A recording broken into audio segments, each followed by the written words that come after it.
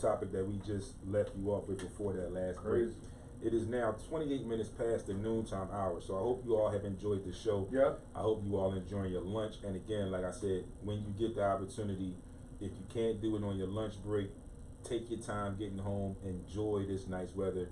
Kids, if you get out of school, when you get out of school, it's still going to be nice.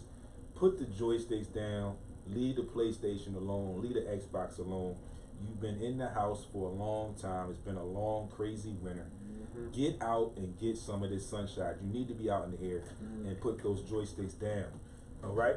I'm not saying that you can't play them, but I'm sure you've been consistent with it because it's been cold, the weather's been crazy and inconsistent. But now we're getting a little break, so get out today and enjoy some of this fine weather. Mm-hmm. Now, one more topic that I thought was interesting.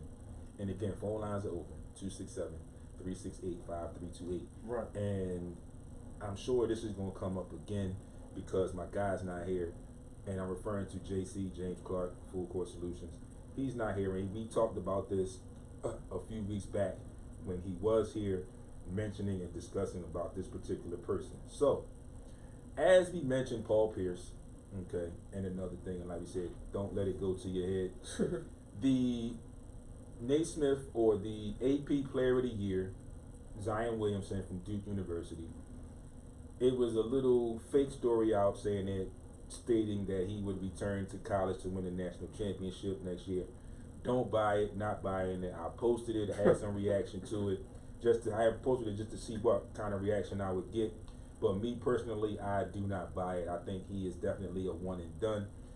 Arguably the consensus #1 pick in this June's upcoming NBA draft. Right. So, we have another former NBA player who does his own podcast. It's somewhat controversial. One Gilbert Arenas, Agent Zero. Agent Zero says he feels that Zion Williams is not completely ready for the NBA. And here were some of the things that he said, and I quote, and then I'm going to let Frank chime in, and then I'll chime in to close out. And I quote, a 6'6" power forward, you're undersized, you're 285 pounds. Right. Sounds amazing, Right. but in reality, if I say, well, he's Westbrook's height and Shaq's rookie weight, people start saying, oh, that's not good. At 6'6", 285, you haven't posted up at all. You never posted up in high school. When you go to the next level, what position do you play? I want you to answer that question. What position do you think he'll play? As I will answer it. And finally, you have this great phenom player that has no true skill. End quote. 4 to 5. Now, I'm before you chime in, I'm sorry. I just want to say this last thing. Yes, sir. And this is in the article. It said, Right. for whatever it's worth, nothing that there is still significant, nothing there is still significant truth. Hold on, let me get this right. Yes, sir. Yes, it is worth nothing that there is still significant truth behind every critique Arenas has brought up. I can stand to that because I follow him and I've seen some of the things that he says. Right. A lot of things that he says have turned out to be true. So, Frank. 4 to 5. I think, first of all, I feel as though he's coming out. That's what. Let's get that out the way. Definitely. He's Two. insane. He's kind of right. Whatever. He's playing with the big boys. He's the best players in the world. He's coming in. I think he's going to do damage either the 4 or the 5. So the question was, do you think position he's going to play? I feel as though he should play the 5, but I think he can do damage. Too small. He can't play the 5. 5. He Play the can't 4. play the 5. 4? What is he going to do against Joel Embiid? Ooh, you got me right there. Mm-hmm. You know, with Jody with the hand on all that, he's going to put him. What is he They're gonna all do? going to school because these are Now, the best players in the world. So you think so the question again was, when you go to the next level, what position do you play? What position do you think he plays? I think he's going to play the 4. That's what you're sticking with the 4. Yeah, let me ask you that question. Yeah, you're sticking with the 4. Yeah. I'm gonna get to my Okay, I'm question in a sorry. minute. You're sticking 4. with the 4. I think the 4 he do damage with the 4. And what do you think he's going to do? You think he's going to do damage in the league? Before I ask that question, he should have come down on weight. He should come down a little weight. You think he's going to do damage in the league? Not right away. We're going with what Not right Gilbert away. said at Well, the he's 285. right. But I don't think he's going to do damage right away. With that, at 285. 4. Okay. The 4. Now, I'm going to piggyback, and I got to give a shout out again to my guy, Right. James Clark, Right. JC. Right. If you tuned in, call us up. If not, I'm gonna post these comments, and I'm tagging you when I post this video later. Right. When he was here, and we talked about one Zion Williams, he brought up a very valid point. Right. And there will probably be some people that will think I'm crazy when I'm getting ready to say this. Some people will think, probably definitely argue and dispute what I have to say. Right. But after the fact, hearing JC say what he said, and I'm going to tell you what he said, and I agree with it now. Right. After what he said, and I went and I started watching a little bit closer, I realized that what he said that particular Monday when he was sitting here with us made a lot of sense. What he said was, Zion Williamson will struggle in his first year in the NBA. They all do. Right?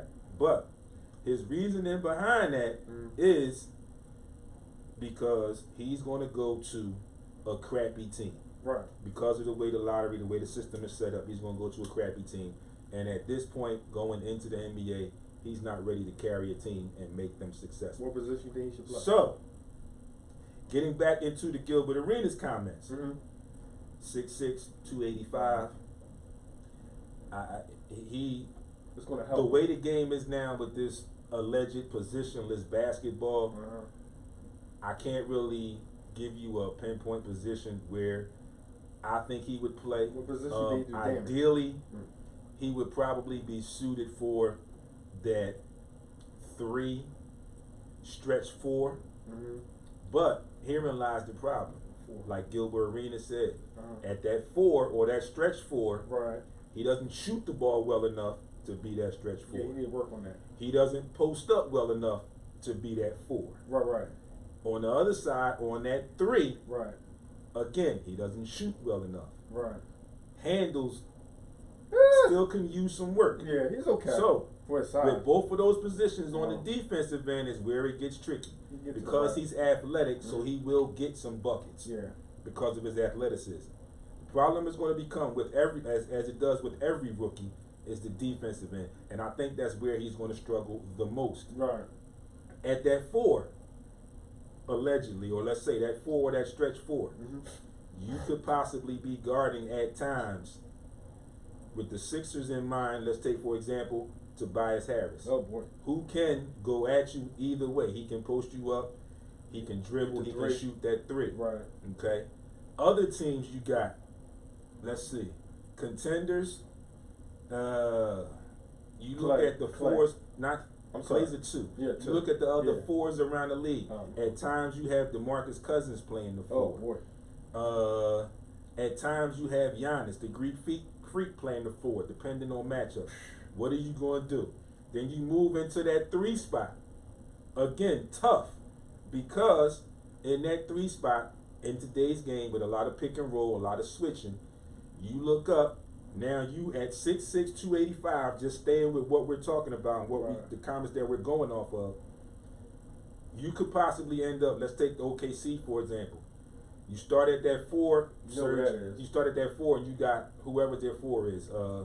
I forget who their 4 is right now, Jeremy Grant, whoever. Right. But in the pick and roll, you could look up and switch.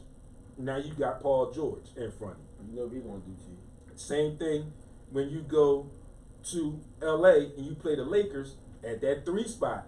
On a pick and roll, you can switch up, and now you got LeBron in front of you. He gonna have some problems. Go against Golden State, pick and roll again, you switch up, you got the Durantula in front of you. So, I agree with a lot of the stuff that Gilbert Arenas has said. I agree a lot. And again, like we said, with this age and day of positionless basketball, as they like to call it, gonna have some problems. It's tough to give him an assigned position. Right. And he's talented. Again, like I said with Jahlil Okafor, and like I say with a lot of these kids coming out of college that are 1 and dones and 2 and dones or whatever, the game has to transfer over to the league, because now you're going up against grown men that are playing for their families and playing for their livelihood. The best world in the world.